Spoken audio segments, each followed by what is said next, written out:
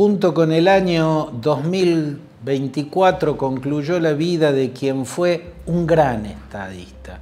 Yo no estoy seguro que el mundo de estos días, incluso los norteamericanos de estos días, estén en condiciones de tener en claro la trascendencia que tuvo Jimmy Carter. Ese presidente que gobernó un solo mandato, lo cual es la excepción. Normalmente en los Estados Unidos los presidentes gobiernan 2 mandatos. Son muy pocos los que gobernaron uno solo. Para buscar un antecedente al de Carter hay que remontarse a las últimas décadas del siglo XIX, ¿no? Harrison fue un presidente que no pudo tener un segundo mandato porque se murió en el primero, ¿no? Y después vino Carter, ¿no?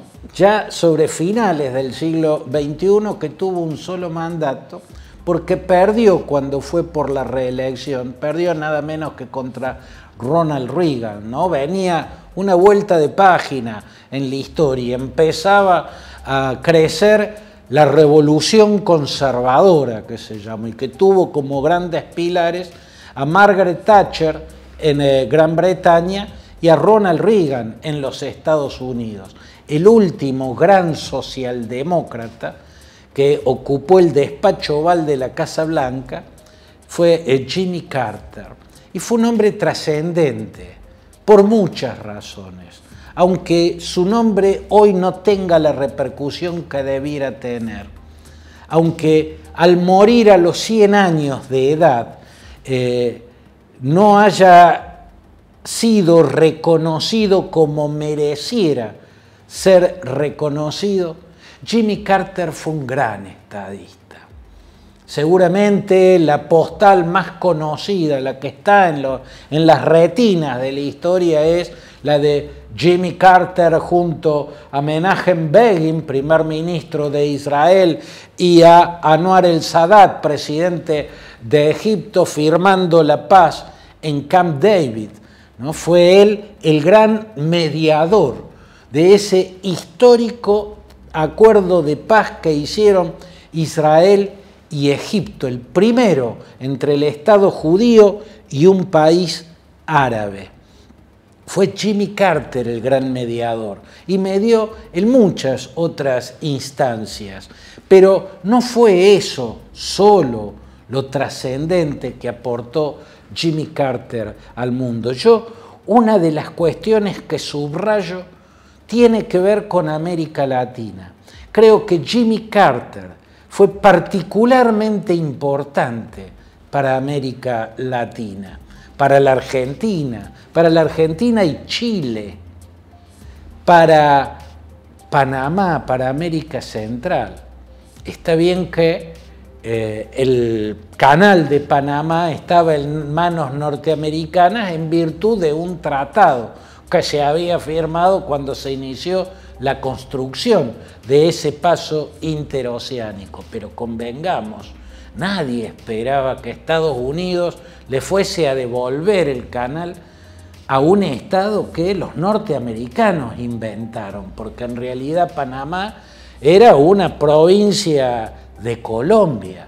Fueron los norteamericanos los que, pensando en un corredor interoceánico, cómo conectar el Pacífico y el Atlántico para abaratar los costos del transporte marítimo, evitándole o ahorrándole el paso por el Cabo de Hornos, los que empezaron a incitar el independentismo panameño, ¿no? Estados Unidos instigó la independencia de Panamá, Colombia perdió esa porción de territorio, luego vinieron los tratados que a ese canal que empezó a construirlo la empresa de Ferdinand Lesseps, el mismo que había construido el canal de Suez, la terminaron construyendo los norteamericanos y se quedaron con el control. Pero había un tratado que decía que en tal año ese tratado llegaba a su conclusión y el canal debía ser devuelto. Nadie esperaba que Estados Unidos lo fuera a devolver. Un país tan gigantesco, un punto tan estratégico y un país tan pequeñito, reclamándolo.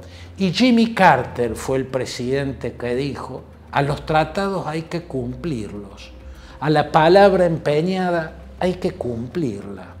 Y Jimmy Carter le puso el pecho a muchos lobbies poderosísimos para que Estados Unidos cumpliera y devolviera el Canal de Panamá. Para mí ese fue un hecho trascendente, ¿no? Tan trascendente como el acuerdo entre Menachem Begin y Anwar el-Sadat, la paz entre Egipto e Israel. Pero también fue importantísimo en sus actitudes hacia Latinoamérica. Yo ya había planteado en estas páginas y en artículos que escribí que Jimmy Carter tuvo que ver con que Argentina y Chile no se desangraran en una guerra a la que la estaban arrastrando dos feroces dictaduras, la de Videla en la Argentina y la de Pinochet en Chile, porque fue el Departamento de Inteligencia de la Embajada de Venezuela en Buenos Aires el que detectó que Videla estaba movilizando tropas hacia las zonas en litigio en el sur de la cordillera de los Andes. Y como el gobierno de Venezuela, presidido por Carlos Andrés Pérez, un socialdemócrata, no tenía contacto ni con la dictadura argentina ni con la dictadura chilena, se le ocurrió hablarlo al presidente de los Estados Unidos, Jimmy Carter. Pero como Jimmy Carter, y acá está otra de sus trascendencias, se llevaba mal con ambas dictaduras porque las presionaba para que respeten los derechos humanos, entonces Jimmy Carter y Carlos Andrés Pérez, el presidente de Venezuela, tuvieron la brillante idea de hacer llegar el tema al Vaticano. Y fue el Papa Juan Pablo II, el polaco Karol Wojtyła, quien recurrió a ese cuadro diplomático de primerísimo nivel que tenía el Vaticano, el cardenal Antonio Zamoré, y él vino a mediar y él evitó que dos países hermanos se desangraran. Si esa guerra hubiera estallado, nadie sabe cómo hubiera continuado la historia en el sur de América Latina. Algo le debemos a Jimmy Carter por eso. Su gobierno fue muy débil porque le pasaron muchas cosas, entre ellas la captura de la embajada norteamericana en Teherán, que estuvo un año entero en manos de fanáticos islamistas seguidores del ayatollah Ruhollah Khomeini, que acababa en el 79 de derrocar la dinastía Pahlaví, derrocando al Shah Reza Pahlaví, creando su revolución islámica. Bueno, eso políticamente desangró al gobierno de Jimmy Carter, más porque intentó un rescate que fue un fracaso.